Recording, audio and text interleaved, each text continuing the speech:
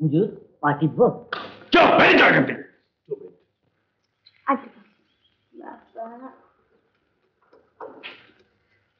বৌরানী, কথা ভাবো মেজাজ একেবারে খাপ্পা। নন্দ কি বলতে গিয়েছিল, এক চড় মেরে বসেছেন। আর নতুন কথা কি, নন্দর ভাগ্য ভালো, বকশিস পাবে। না গো না, ক্যামেরা বাবু চলে যাচ্ছেন তাই।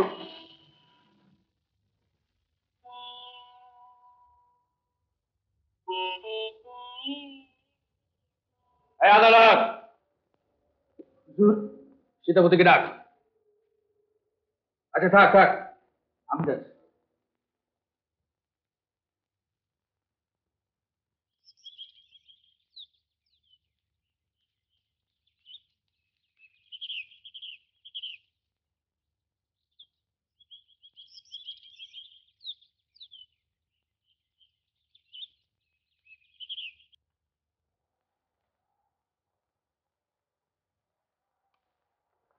তোমার যাওয়ার কারণটা তো বললে না।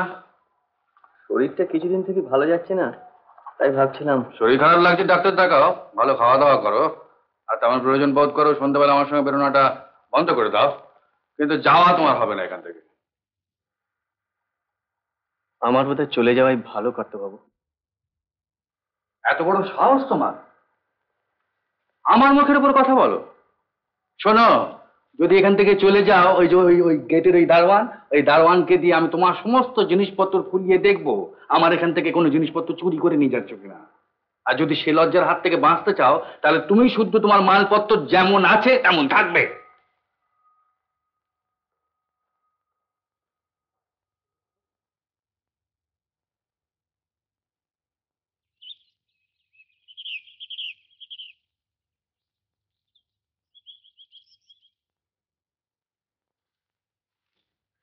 মুন্নিকে দেখেছো বাবা? মুন্নিকে না তো।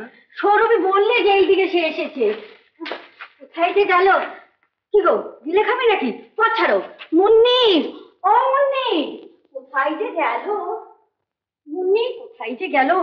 ও বাবু, মুন্নিকে দেখেছো গো? সৌরভী বললো যে এইদিকে এসেছে। মুন্নি, ও মুন্নি, কোথায় যে গেল? ওরে ছিঁড়ে ফেলো। মুন্নিকে তাহলে তুমি দেখোনি? কোথায় এখন আমি খুঁজে বেড়াই, মুখুরে আমাকে জ্বালালো, আমি খুঁজে খুঁজে সারা হয়ে যাচ্ছি। এত বড় পৃথিবীতে তুমি আমার আপনজন, তুমি রাগ করে চলে গেলে গলার দড়ি আমার সম্বল হবে।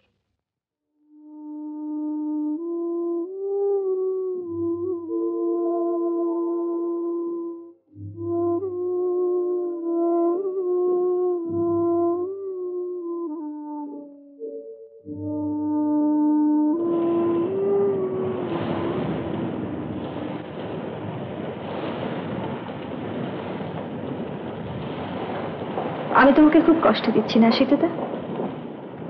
এই পরিস্থিতিতে খুব বিব্রত বোধ করছি।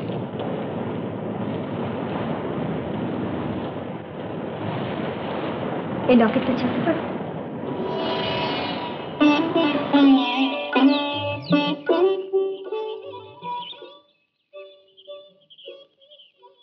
সেদিন আমার আঙুলে আংটিটা পরিয়ে দিয়েছিলে, তার বদলে আমি তো কিছু দিতে পারিনি। খুব সুন্দর হয়েছে। এর ভেতরে তোমার একটা ছবি বাঁধিয়ে রাখবো। ছবি কি হবে? পারে দুষ্মন্ত রাজার মতো যদি কখনো ভুলে যাও আমাকে। একদিন এটা তো পড়াতে বিব্রত বোধ করনি? আমার দেওয়া আংটিটা খুলে রেখেছো নিশ্চয়ই? তুলে রেখেছি। কেন? ওটা পড়ার অধিকার আর তো আমার নেই। অধিকার তো তুমি স্বেচ্ছায় ত্যাগ করেছো। আর বোধহয় আমাকে ভালোবাসো না। বাসি। তবে সব ভালোবাসার চেহারা এক নয় মৃন্ময়ী।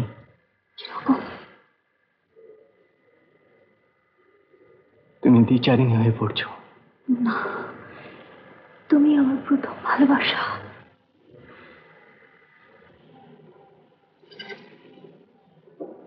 ভুলে যেও না, তারপরে অগ্নিসাক্ষী করে তুমি আরেকজনকে স্বামী বলে গ্রহণ করেছো। সে একজন মাতাল, লম্পট, দুশ্চরিত্র, স্বামী হওয়া সম্পূর্ণ অযোগ্য।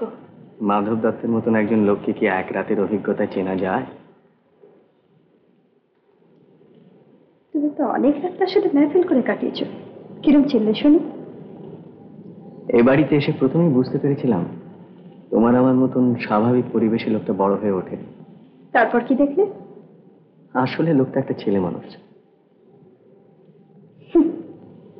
কর্তাবাবু তোর সম্মতির দলে তুমিই প্রধান হবে, আমি আগে থাকতেই বলে রাখছি সেতুদা। তুমি ইচ্ছে করে বুঝতে চাইছো না মৃন্ময়ী, বোধহয় নিজেই শোধ নিতে চাইছো।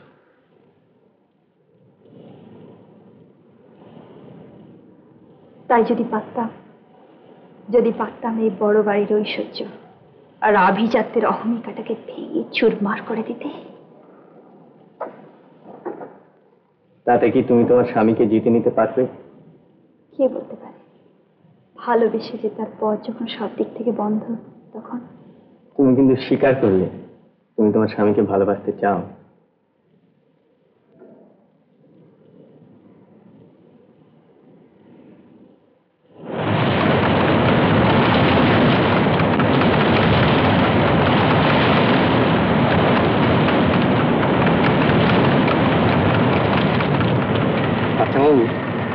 আজ মোটর গাড়ি বের না করে ভালোই করেছে, যা বৃষ্টি। আমার বুদ্ধিটাকে কি ঠাউরেছ বলো দেখিনি, বাটার বুদ্ধি। হ্যাঁ, তোমার মাথায় একটা শিং গজালো না কেন হে শিবকালী? না ভেবে চিন্তে গুপ করে একটা কথা বলে ফেল, তার চাইতে শিং দিয়ে একটা গুঁতো মারলেই পারতে। বলো দেখিনি, এই বৃষ্টির মধ্যে আমি গাড়িটি বের করি, তারপর রাস্তার মাঝখানে জল ঢুকিয়ে ফুটো ভেলাটি হয়ে পড়ে থাকি। আপনার বুদ্ধির জোরে সেবার এই জন্ম হয়ে উঠল না। এখন যতই বৃষ্টি পড়ুক বিলিতি ঘোড়া ঠিক চলবে।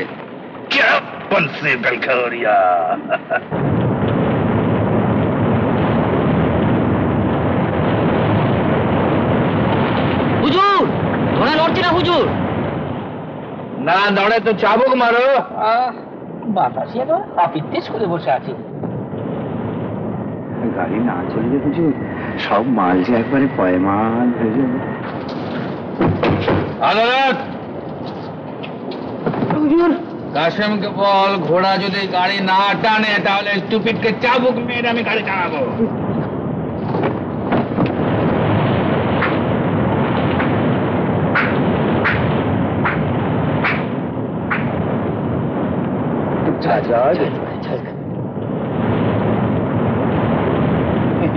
হুজুর, এও আমাদের একরকম নৌকো বিহার হচ্ছে।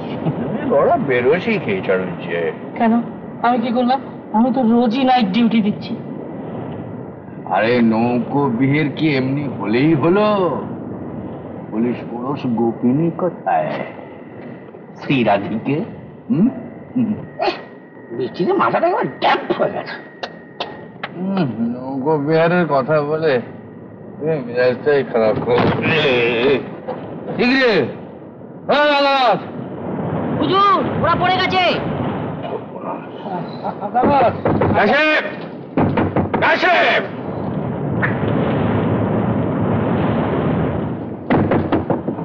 এই কি ভেবেছিস নাকি? আমাকে মারবি?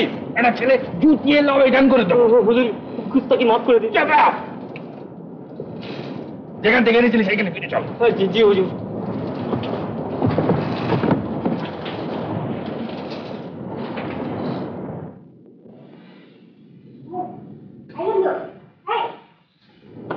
কি ব্যাপারে?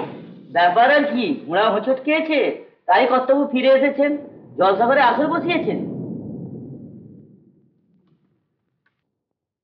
আজকের রাতটা একবারে মাঠে মারা গেল রে। একেবারে। আরে জমাতে জানলে এখানেই জমবে। একটা জিনিস বাদ থেকে যাচ্ছে যে হুজুর, জামা কাপড়টা পাল্টে নেবেন, কত সব নোংরা লেগে রয়েছে।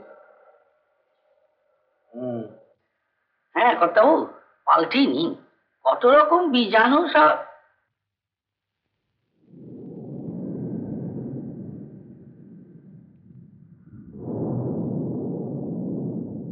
তাহলে হুজুর আপনার বিছানাটা করে রাখি। কোথায় করবি? আগে আপনার ঘরে। না না, আমি আজকে ভেতরে শোবো। তুই বরং এই বাবুদের সব শোবার ব্যবস্থা করে দে। না না, আমাদের জন্য ভাবতে হবে না, আমরা বাকি রাতটা এখন শোক রে, সবে এলাম, সন্ধে হলো সবে। চলো চলো। কি রে, এদিকে আয়। সর্বনাশ হয়েছে, কর্তাবাবু ফিরে এসেছেন। সে কি হঠাৎ? এমন তো হয় না। বৃষ্টি হয়ে রাস্তায় জল জমে গেছে, বাড়িতেও আসর ভালো লাগছে না, তাই এই ঘরে শুতে আসছেন। আদালত সমস্ত জিনিসপত্র গুছিয়ে দিয়েছে, সৌরভী সঙ্গে নিয়ে আসছে। তাহলে বাবুকে আমি পেছনে সিঁড়ি দিয়ে নিয়ে যাচ্ছি। কই গো বাবু, এসো না, শিগগির এসো, কেলেঙ্কারি করবে।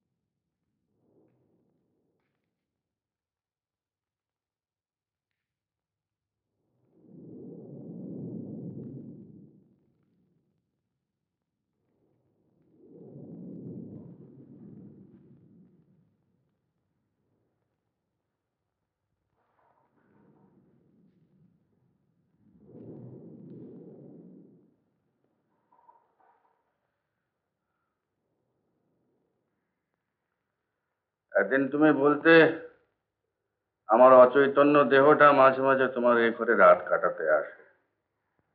আর তোমার সে কথা মিথ্যে করে দিলুম তো? অবশ্য আজও তুমি বলতে পারো যে ফুলসজ্জের রাত্রের মতো আজও তোমার গা বমি বমি করছে, মদের গন্ধ আমার সহ্য হয়ে গেছে। কিন্তু তোমার ওইরকম মুখ ফিরিয়ে থাকা দেখে তো সে কথা মনে হচ্ছে না। কি করলে মনে হবে যা আজ বৃষ্টির জন্য আপনি বাইরে হারালেন তাই আমার কাছ থেকে পেলে? মাধব দত্ত বাড়ির বউ আর বাইরের মেয়ে ছেলেদের এক নজরে দেখে না।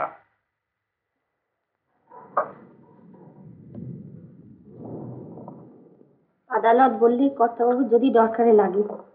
রেখে যাও।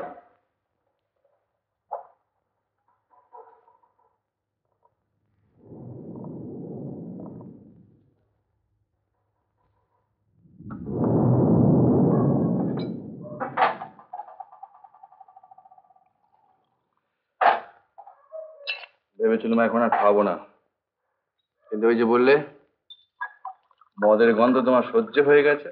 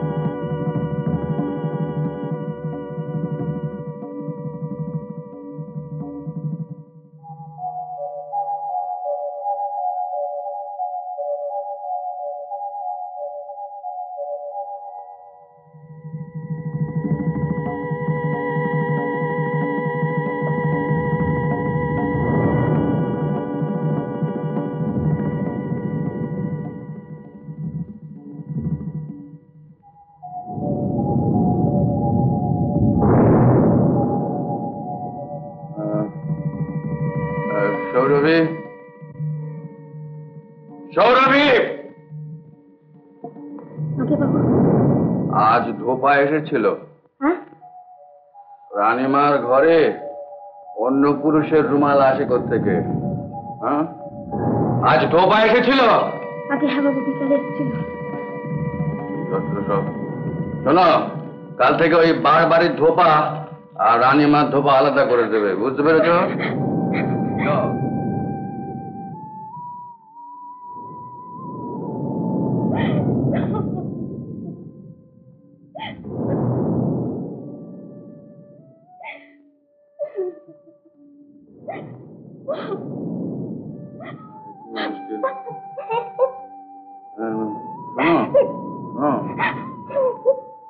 কাঁদছো কেন? তুমি কাঁদছো কেন? দেখি দেখি মুখটা দেখি, মুখটা দেখি, মুখটা দেখি, দেখি না।